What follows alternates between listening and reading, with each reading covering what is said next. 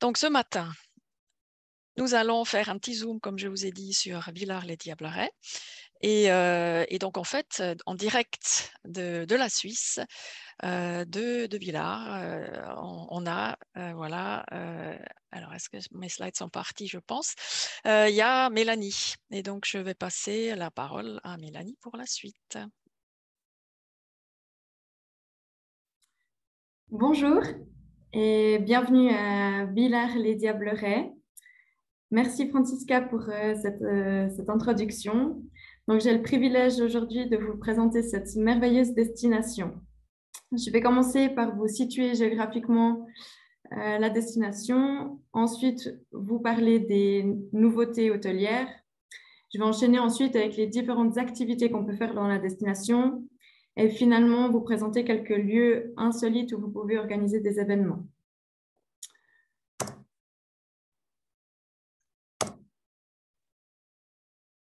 Donc, Villars-les-Diablerets se situe dans la partie francophone de la Suisse, au bout du lac Léman, donc à l'opposé de Genève. On est à 2 heures de Genève. C'est environ à 5 heures de Paris, que ce soit en transport public ou en voiture. Et c'est à peu près le même temps aussi depuis le sud de la France. Donc, autant Villars que les Diablerets sont très bien desservis par les transports publics.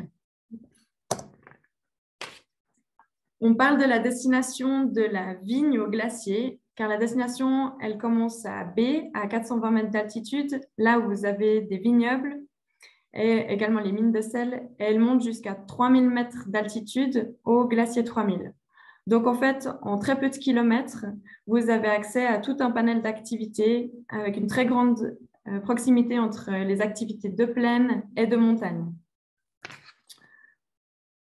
Autant les villages des Diablerets et de Villars sont des villages de montagne à taille humaine avec une vie locale toute l'année.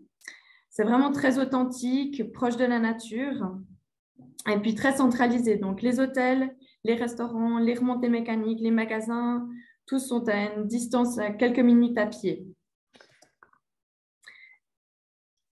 Pour parler de l'offre hôtelière, donc on a au total, entre Villars et les Diablerets, 14 hôtels de 2 à 5 étoiles supérieures, donc avec un total d'environ 1500 lits. Ces dernières années, on a eu le droit à une vraie métamorphose de la destination avec la rénovation de nombreux hôtels. Il y a eu notamment les 3 hôtels du Villars Alpine Resort, le View aussi à Villars. Et puis l'année prochaine, donc en 2023, on aura le droit à une rénovation de l'Eurotel Victoria au Diablerets. Plus précisément, à Villars, on a 2 hôtels 5 étoiles, 2 hôtels 4 étoiles qui sont complètement équipés pour organiser des séminaires. Et au Diablerets, un hôtel 4 étoiles supérieur et un hôtel 3 étoiles aussi complètement équipé pour les séminaires. Je vous ferai parvenir une fact sheet avec la capacité de tous les hôtels de la destination et aussi les capacités au niveau des salles et les dispositions possibles. Aujourd'hui, j'ai prévu de vous parler un peu plus en détail du Villars Alpine Resort avec ses 3 nouveaux hôtels. Lors du dernier webinaire qui a eu lieu l'année passée, nous avons déjà parlé du Villars Alpine Resort. Alors, n'hésitez pas à regarder la vidéo en replay pour davantage d'informations. Mais depuis cette époque, donc, pas mal d'hôtels étaient encore en travaux. Mais pour cet hiver, tout sera terminé. Donc, dès décembre, les 3 hôtels seront complètement ouverts. Font partie du Villars Alpine Resort, donc le Villars Palace, qui lui est l'hôtel 5 étoiles supérieur. Le Victoria Hotel, qui est un hôtel 4 étoiles, et le Villars Lodge, qui est considéré comme un 3 étoiles. Et comme on peut voir sur le plan, vraiment tous les hôtels sont très proches à 1-2 minutes les uns des autres. Je vous ai mis quelques images de ces hôtels, donc à commencer par le Villars Palace, qui lui est un hôtel historique. Il a été bâti en 1913, composé de 125 chambres. Il a 7 salles de conférence et en plus un ballroom et un théâtre. Vous voyez là l'image du théâtre. une image de l'extérieur du Villars Palace et puis un exemple de chambre. Je continue avec le Victoria Hotel et Résidence qui est lui noté 4 étoiles avec 150 chambres et puis il a 2 salles de conférence qui sont chacune divisables en 2.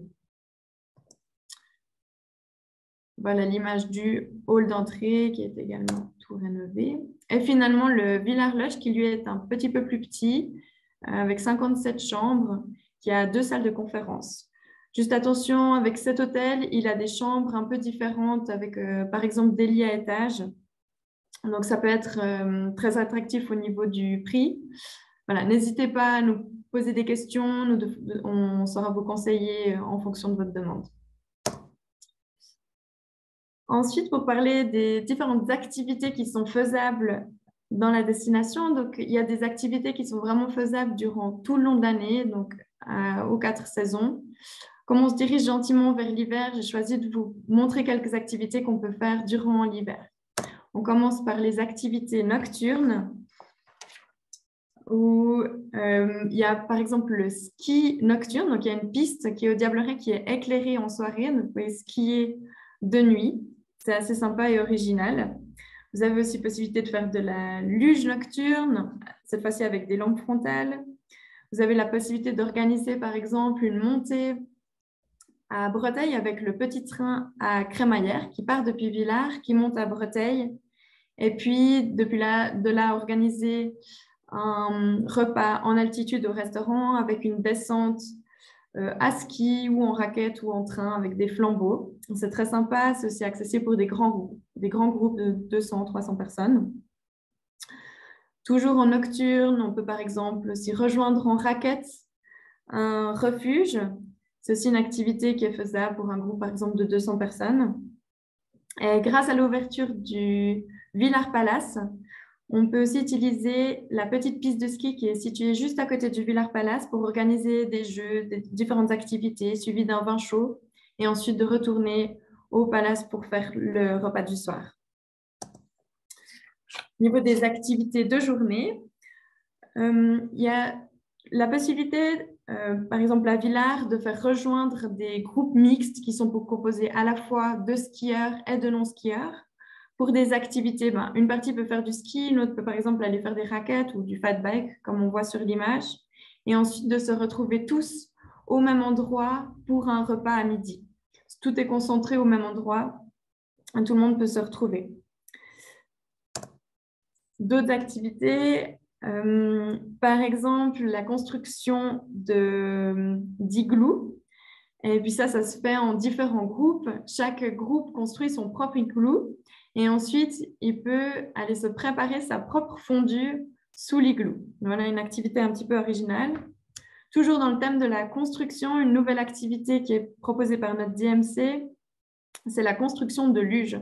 Donc là aussi, vous construisez votre propre luge et ensuite vous descendez une piste de luge sur la luge que vous venez de construire.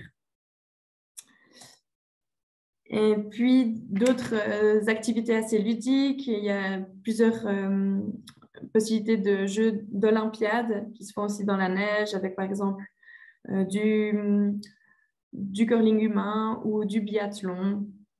Bon, plein de choses sont possibles.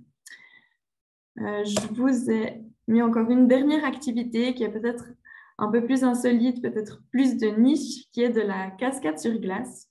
Cette activité, elle se fait vraiment pour des groupes plus petits, par exemple, maximum 12 personnes. Donc, la cascade sur glace, où là, vous êtes vraiment encadré, assuré. Et puis, c'est une activité qui peut s'adapter à tous les niveaux. Hein. Voilà, au niveau des activités. Ensuite, pour les lieux insolites, donc vous avez différents lieux insolites où organiser un séminaire. Par exemple, perché à 3000 mètres d'altitude, au sommet du glacier 3000. Là, vous avez la possibilité d'organiser un séminaire dans une salle qui peut accueillir jusqu'à 50 personnes ou alors un repas jusqu'à 150 personnes. Le glacier, il est ouvert toute l'année et il y a des activités qui sont faisables vraiment à toutes les saisons. Vous avez par exemple le Peak Walk qui relie les 2 sommets où là, vous avez une vue à 360 degrés sur plus de 24 sommets de plus de 4000 mètres. Vous avez une activité estivale, c'est la luge sur rail. En hiver, la possibilité d'y skier. Vous avez aussi du chien de traîneau qui est très populaire. La possibilité de vous balader sur le glacier avec un snowbus, que c'est une activité très sympa. À l'opposé, on peut partir au fond de la montagne à 1,5 km sous terre, dans les mines de sel de baie, où là, vous êtes vraiment coupé du monde. Et là, vous pouvez organiser un séminaire jusqu'à 75 personnes ou un repas allant jusqu'à 200 personnes. Donc là, on est dans les activités très insolites. C'est vraiment très sympa. Et puis, au niveau des lieux événementiels, sinon, on a le centre des congrès qui est à 1200 mètres d'altitude dans le village des Diablerets, très proche des hôtels des Diablerets, qui peut accueillir jusqu'à 380 personnes. Voilà, une idée. Donc, n'hésitez pas à nous envoyer vos demandes. Nous, on vous envoie une offre dans les 24 heures qui inclut donc les disponibilités des hébergements avec les prix et puis également des propositions d'activités. Donc, vous recevez en une fois une offre clé en main.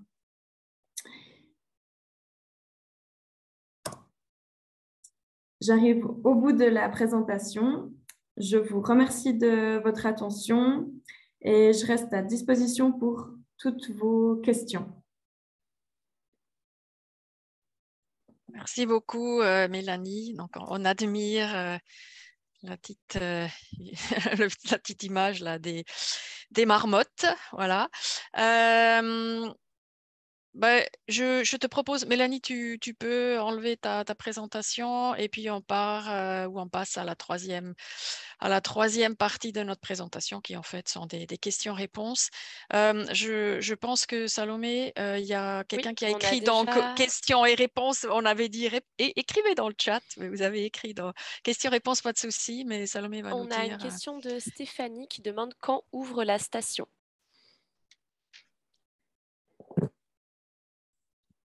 On va laisser Mélanie répondre. Oui, la station, elle est vraiment ouverte toute l'année. Après, on a évidemment une haute saison en été et en hiver. Il y a certains hôtels qui ferment sur la période de basse saison en automne. Donc, à partir de mi-décembre, pour sûr, il y a vraiment tous les hôtels qui sont ouverts. Il y a la période de novembre qui est un peu plus calme, où il y a certains hôtels qui ferment. Ouais, donc c'est vrai que c'est pas mal le propre de nos destinations. D'ailleurs, ville et montagne, on a rarement, enfin, il n'y a pas des saisons mortes, il y a toujours des choses qui se passent. Bon, à la montagne, c'est vrai qu'il y a certaines stations qui ont vraiment une entre-saison, mais Villars et les Diablerets est une où on peut trouver des offres séminaires toute l'année. Je vous laisse continuer à écrire peut-être des questions si vous en avez. Alors, comme vous voulez, vous écrivez dans le chat ou dans le Q&A. Et en attendant que vous écriviez, je vais vous dire que si vous avez, vous cherchez des informations sur la Suisse, aussi autres que les Diablerets, nous avons un site dédié, notre site internet qui s'affiche sur votre écran. Et je pense qu'il y a encore une question, Salomé, tu veux la partager avec nous? Alors, Stéphane demande quelle est la gare la plus proche. La gare la plus proche, donc il y a les deux stations, autant Villars que les Diablerets, sont accessibles avec le train. Donc vous avez une gare au Diablerets et une gare à Villars. Ensuite, quand vous redescendez en direction de la plaine, la gare la plus proche, c'est Aigle. Donc, il y a un changement qui se fait à Aigle quand vous venez depuis en direction de Genève ou Lausanne. Il y a un changement qui se fait à Aigle et ensuite, vous reprenez le train ou le bus en direction de Villars ou le train en direction des Diablerets. Vous arrivez vraiment en train jusque dans la destination, jusque dans le village. Ouais. Moi, j'ajouterais que d'expérience, ce que font les agences ou ce que vous faites agence, les TGV soit jusqu'à Lausanne ou jusqu'à Genève, Et ensuite, souvent pour des questions de facilité, c'est des bus pour le transfert dans la station qui là prennent 3/4 d'heure. Mais si quelqu'un, pour des raisons de RSE, souhaite aller jusqu'au bout en transport public, comme Mélanie l'a dit, c'est possible. C'est juste que ça vous rajoute un peu plus de temps de transfert parce que ça prend un peu plus de temps évidemment que si vous mettez votre groupe dans le bus et vous partez dans la station. Donc juste pour dire, donc les deux sont possibles. Et on a une autre question sur qu'en est-il de la vie nocturne à Villars-les-Diablerets? Vie nocturne au niveau des restaurants, des choses comme ça, ou des discothèques, des soirées. Je pense que c'est Je ça. pense que c'est dans ce Par, sens-là, ouais, pour sortir, pour faire la fête. Ouais. Alors en haute saison, il y a beaucoup de restaurants qui sont ouverts. Au niveau des bars, on reste des villages assez petits. Donc il y a une vie nocturne, il y a évidemment deux, trois bars dans chaque station. Après, ça reste aussi des villages assez calmes. Donc il y a la possibilité pour faire la fête, pour ceux qui ont envie de faire la fête, mais ça reste quand même assez calme, une ambiance un peu familiale, conviviale. La possibilité de faire la fête, mais voilà, avec deux, trois bars et discothèques dans chaque village. ouais. Est-ce qu'on peut dire, Mélanie, qu'il y a quand même une différence entre Villars et les Diablerets? Pour celui qui cherche un peu plus d'animation, il choisirait quoi? Pour celui qui cherche un peu plus d'animation, il y aurait plus, j'imagine, du côté de Villars quand même. D'accord. Notamment aussi avec l'ouverture du Villars Palace qui amène aussi beaucoup d'énergie dans la station, des soirées qui sont organisées, des événements. Voilà. D'accord, très bien. Alors, on va vous laisser encore voilà, écrire si vous avez des questions, d'autres. Moi, je peux vous dire aussi, donc de notre côté, toujours au niveau de la Suisse dans sa globalité, mis à part notre site internet institutionnel, nous avons un blog avec des infos inspirantes. Donc, on publie à raison de 2 articles par semaine sur les nouveautés. On en a parlé, bien sûr, aussi du Villars Alpine Resort. Il y a des témoignages de nos clients. Il y a des idées d'activités, incentives qu'on peut faire. Il y a tout un tas d'informations sur les coutumes, le patrimoine de la Suisse, comment on peut l'utiliser pour un événement d'entreprise, des trucs et astuces, des listes, nos suggestions, etc. Et puis, en fait, si on ne veut pas aller directement sur le blog, on peut nous suivre sur LinkedIn, soit sur notre page entreprise ou nos pages personnelles, et comme ça, avoir régulièrement de l'inspiration dans votre fil d'actualité. Alors, je ne sais pas, les questions, ça se tarit. Peut-être que Mélanie a vraiment tout dit. Il y avait plein d'informations, donc pas de souci. Si des questions vous viennent, vous avez des projets, n'hésitez pas à nous contacter à tout moment. Donc, Salomé et moi, nous sommes à Paris. Mélanie est à Villars. On est là pour vous aider, ou si vous avez un projet concret, vous n'aviez pas envie de partager ça là sur le webinaire un peu public, pas de souci. Vous aurez un follow-up avec le replay. Vous aurez les slides. On va vous faire parvenir justement un peu le fact sheet dont Mélanie a parlé, et comme ça vous aurez les informations pour la station. En effet, parce qu'on a une demande pour l'adresse mail pour une demande de séminaire. Donc, on vous donnera également les contacts de Mélanie pour les demandes sur Villars-les-Diablerets. Exactement, c'est très simple. Si vous ne savez plus trop, nous on est toujours là, Salomé et moi-même, donc le Schema Paris. Donc vous pouvez nous envoyer ça, on fait suivre, ou vous trouverez les contacts, Mélanie, bien sûr, dans le follow-up. Et puis, voilà, il me reste à vous dire que probablement on aura un nouveau rendez-vous webinaire en novembre sur la destination de Bâle. La date et le thème vous seront communiqués quand on le saura. Comme d'habitude, vous recevrez un mail de notre part. Mais en tout cas, voilà, on vous remercie d'avoir participé ce matin, de votre intérêt. Et puis, on espère recevoir effectivement des demandes pour vos projets dans les prochaines semaines ou mois. Pas de souci. Donc, s'il n'y a pas d'autres questions, je vous dis au revoir. Vous pouvez vous déconnecter dès à présent et à une autre fois. Au revoir, bonne Merci journée. à tous, au revoir.